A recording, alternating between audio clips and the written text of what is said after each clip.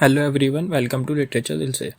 तो आज की इस वीडियो में हम डिस्कस करने वाले हैं एलेस्टर और बात करते तो द स्पिरिट ऑफ सॉलिट्यूड के बारे में, जो कि one of the earliest and most philosophical poems by PB Shelley. अब बात करते हैं इसकी पब्लिश की। तो ये पब्लिश हुई है 1816 में।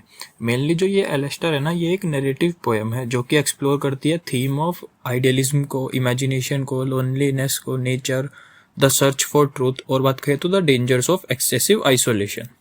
अब बात करें इस वर्ड की, जो ये वर्ड है एलेस्टर, ये जो आया है ना, ये ग्रीक मिथोलॉजी से आया है और मेनली इसका मीन जो है, इसका मतलब यही है कि एन अवेंजिंग स्पिरिट और बात करें तो स्पिरिट ऑफ रिट्रीब्यूशन। अब बात करते हैं शैले की पोएम की। जो ये है ना, ये मेनली एक सिंबलाइज करती है consequences of pursuing an unattainable ideal while rejecting human relationships. अब बात करते हैं इसके स्टूडेंट्स की। मेनली जो स्टूडेंट्स प्रिपेयर कर रहे हैं यूजीसी नेट, टीजीटी, पीजीटी और बात करें टीचिंग एग्जाम्स के लिए या फिर कॉलेज के स्टूडेंट्स, उनके लिए काफ़ी इंपॉर्टेंट होने वाली है। तो अब इसको समझते हैं, इसकी पोएम को डिटेल में स्टेप बाय स्टेप। सबसे पहले बात करते हैं बैकग्राउंड इन्फॉर्मेशन की। तो सबसे पहले अगर बैकग्राउंड इन्फॉर्मेशन देखें तो एलेस्टर जो है ये वैसे पब्लिश हुई है 1816 में, जब शैले जो थे वो 23 ईयर्स के थे। और बात करें इसकी, जो ये है ना, ये it was one of his first mature poetic works.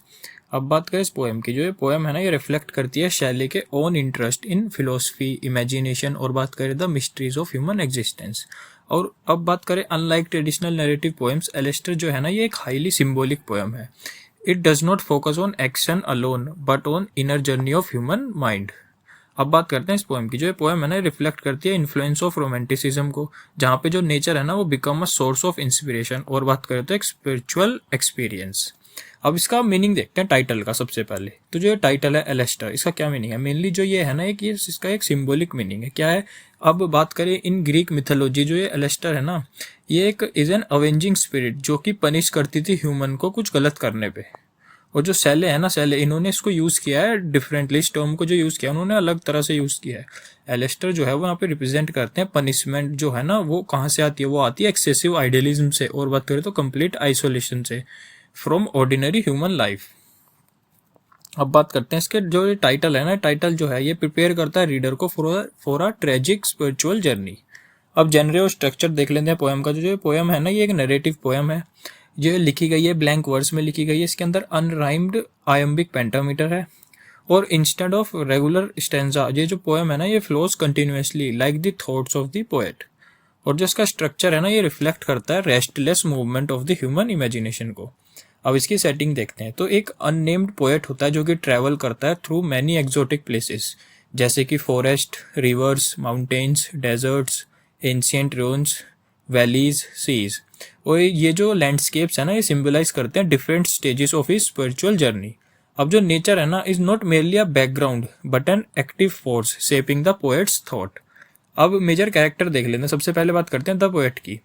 ये जो है, ये सेंट्रल कैरेक्टर है, is simply known as the poet. और जो शैले है ना, वो never gives him a personal name. तो वो जो है ना, वो रिप्रेजेंट करता है एक रोमांटिक आर्टिस्ट को, the idealist, the seeker of absolute truth, human imagination.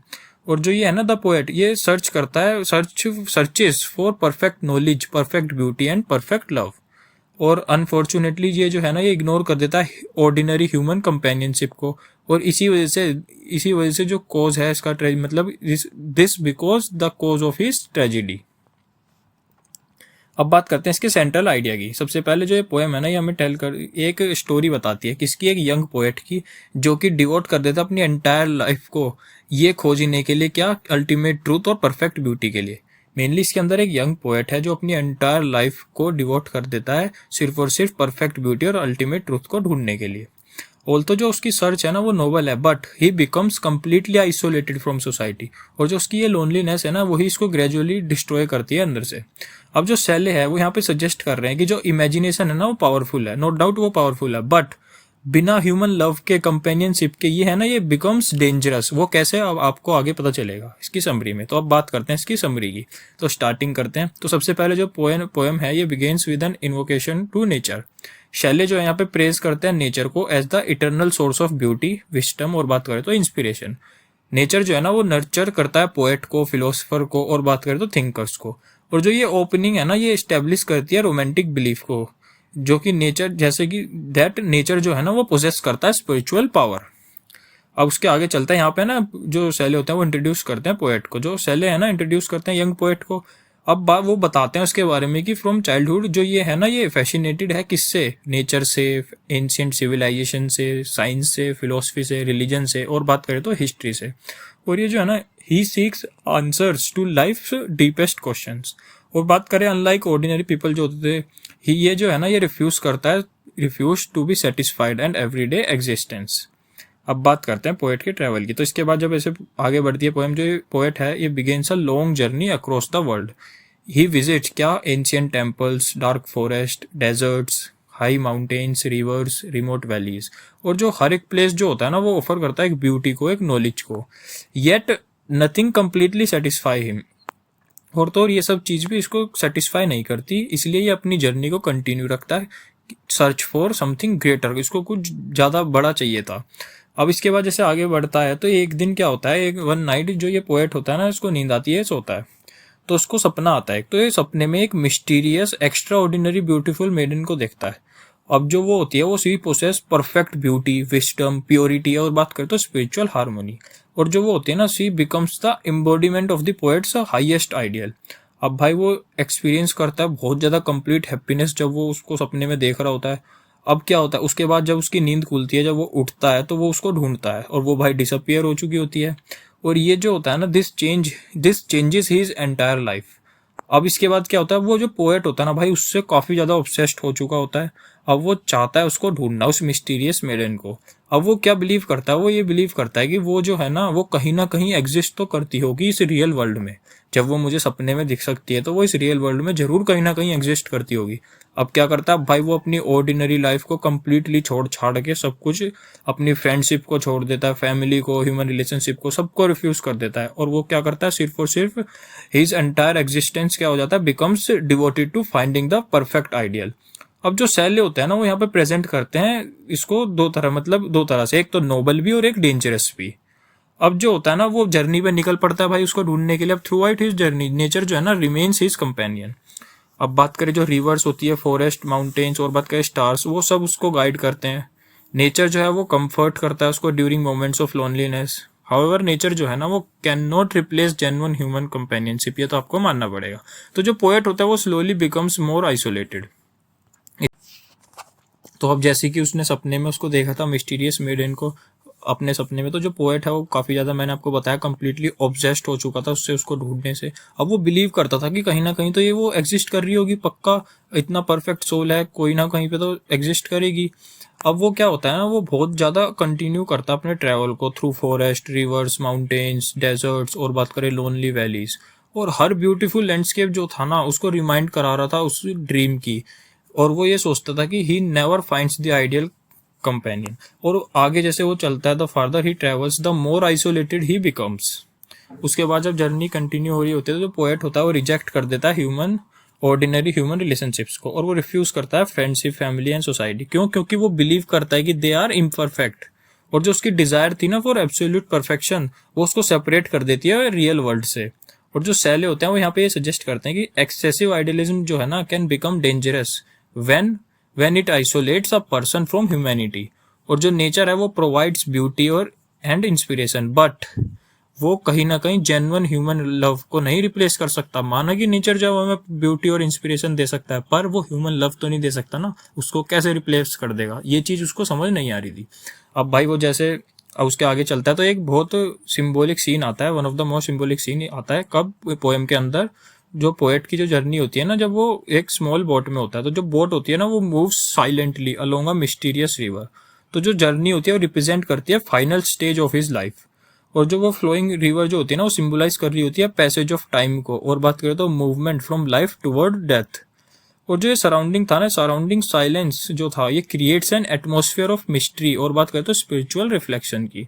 अब जो पोएट होता है वो काफ़ी ज़्यादा फिजिकली वीक हो चुका होता है आफ्टर, भाई अब वो सालों साल भटक रहा है इधर से उधर उसकी तलाश में। उसकी जो बॉडी होती है वो no longer endure the hardship of endless travel, और सराउंडेड ओनली बाय नेचर।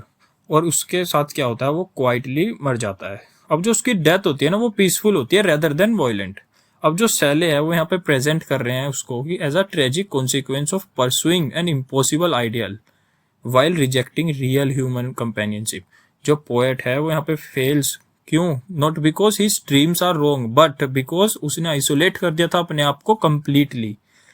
अब जो ये एंडिंग हुई इस पोएम की, इसको अच्छे से समझते हैं, मेनली इसका मीनिंग देखते हैं। तो जो एंडिंग है ना एलेस्टर की, ये एक डीपली फिलोसॉफिकल है। शैले जो है वो does not condemn imagination, instead वो वॉर्न करते हैं कि against allowing imagination to become disconnected from reality. उनका इमेजिनेशन से कोई वो नहीं है, उनको बस ये है कि ठीक है इमेजिनेशन अच्छी बात है बट उसके चक्कर में आप रियलिटी से डिस्कनेक्ट मत हो, ह्यूमन रिलेशनशिप से अलग मत हो, अपने आप को इतना आइसोलेट मत कर लो, वो चीज गलत है। तो जो पोएम है ये हमें समझाती है कि जो विजडम है, ब्यूटी और जो आइडियलिज्म है ना, should exist alongside love, friendship और बात करें तो human relationship. Only then can life becomes complete. तो इसी के साथ इसकी समरी खत्म होती है। अब कुछ मेजर थीम्स देख लेते हैं। सबसे पहले बात करते हैं आइडियलिज्म की। तो जो पोएट है वो searches for absolute beauty and perfect truth. उसका जो आइडियलिज्म था ना वो इंस्पायर करता था उसको, but also leads to tragedy. Solitude की बात करें, जो लोनलीनेस है ना वो becomes both a source of inspiration और बात करें तो the cause of destruction. Shelley जो है वो हमें यहाँ पे शो करते हैं कि जो कंप्लीट आइसोलेशन है ना वो हार्मफुल है। नेचर की बात करें, नेचर हमें इंस्पायर करता है imagination and spiritual growth. It serve as the poet's constant companion. Imagination देखे तो जो इमेजिनेशन है ना वो ह्यूमैनिटीज की, the imagination is humanity's greatest gift. However जो इमेजिनेशन है बिना किसी बैलेंस के क्रिएट अनरियलिस्टिक एक्सपेक्टेशंस। उसके बाद करते हैं द सर्च फॉर ट्रूथ। जो पोएट है वो डिवोट कर देता है अपनी लाइफ को किसमें, to discovering ultimate truth. Shelley यहाँ पे एडमायर करते हैं दिस क्वेस्ट को, बट रिमाइंड अस दैट की जो ट्रूथ है ना should not separate us from humanity. Mortality देखे तो जो पोएम है वो हमें रिमाइंड करती है रीडर्स को कि जो एवरी ह्यूमन लाइफ जो है ना इवेंचुअली एंड्स। अब nature however remains eternal. Important symbols देखते हैं कुछ। सबसे पहले बात करते हैं द पोएट की। ये रिप्रेजेंट करता है एक रोमांटिक आर्टिस्ट को, एक आइडियल सीकर को। द ड्रीम मेडन को वो रिप्रेजेंट करती है एक परफेक्ट बट अनअटेनेबल आइडियल को। नेचर जो है वो रिप्रेजेंट कर रहा होता है विजडम को, ब्यूटी को, इंस्पिरेशन को और बात करें तो इटर्निटी को। वो जो बोट होती है द बोट, वो किसको, वो the final journey of life toward death. The river की बात करें वो कंटिन्यूअस पैसेज ऑफ टाइम को और ह्यूमन एग्जिस्टेंस को। सॉलिट्यूड की बात करें बोथ स्पिरिचुअल इंस्पिरेशन को भी और साथ के साथ डेंजरस आइसोलेशन को भी। अब लिटरेरी फीचर्स देखते हैं। तो ये एक नरेटिव पोइट्री है, ब्लैंक वर्ड्स का यूज है, रोमांटिसिज्म देखेगा आपको, सिंबोलिज्म भी है, नेचर इमेजरी है, फिलोसॉफिकल रिफ्लेक्शंस है और रिच डिस्क्रिप्टिव लैंग्वेज है और एक इमोशनल टोन है। रोमांटिक एलिमेंट्स की बात करें तो जो पोएम है रिफ्लेक्ट करती है मेजर फीचर ऑफ रोमांटिसिज्म की। सबसे जैसे कि हमने नेचर के प्रति लव देखा, इसमें नेचर जो है वो becomes the poets teacher and companion. Imagination भी आपको दिखेगा, इमेजिनेशन जो है वो गाइड करती है पोएट्स की स्पिरिचुअल जर्नी को। इंडिविजुअल एक्सपीरियंस भी है जहाँ पे पोएम जो है वो फोकस करती है entirely on the inner life of one individual. Emotion भी है, जो रीजन जो है ना is less important than feeling and intuition. Mystery भी है, ड्रीम्स जो है ना, ड्रीम्स, विजन्स और unknown forces shape the narrative. अब कुछ इंपॉर्टेंट कोटेशंस देखते हैं। सबसे पहले की बात करते हैं, earth, ocean, air, beloved brotherhood. Mainly इसका मीनिंग यही हुआ, जो नेचर है ना, nature is presented as a living spiritual family. Second की बात करें तो the spirit of sweet human love has sent a vision. तो जो मिस्टीरियस मेडन थी ना वो सिंबलाइज करती थी ह्यूमैनिटीज को लॉन्गिंग फॉर परफेक्ट लव। उसके बाद द सोलम हार्मनी, इसका मेनली मीनिंग यही हुआ, जो नेचर जो है वो possess a deep spiritual order beyond human understanding. अब क्रिटिकल एप्रिसिएशन देख लेते हैं। एलेस्टर जो है ना is one of the Shelley's earliest masterpiece है।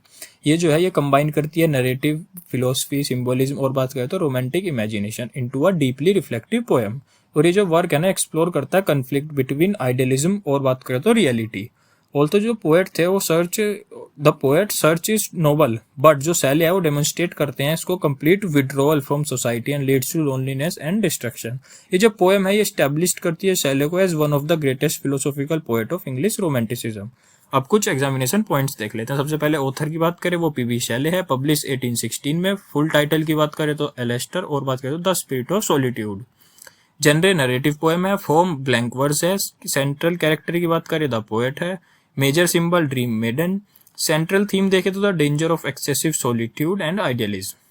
अब कंक्लूजन पे आते हैं। मेनली लास्ट में बस इतना यही है कि जो ये एलेस्टर है ना ये एक is far more than the story of a lonely traveller. जो शैले है वो यहाँ पे मेडिटेशन करते हैं on idealism, imagination, solitude and human search for perfection. और through this tragic fate of the poet, Shelley जो है वो हमें टीच करते हैं कि while imagination and the pursuit of truth are noble, they should never replace genuine human love. और बात करें तो कंपेनियनशिप को, और यही जो है ना, यही एलेस्टर को one of the most profound philosophical poem बना देती है रोमांटिक एज की। तो बस आज के लिए इतना ही, थैंक यू।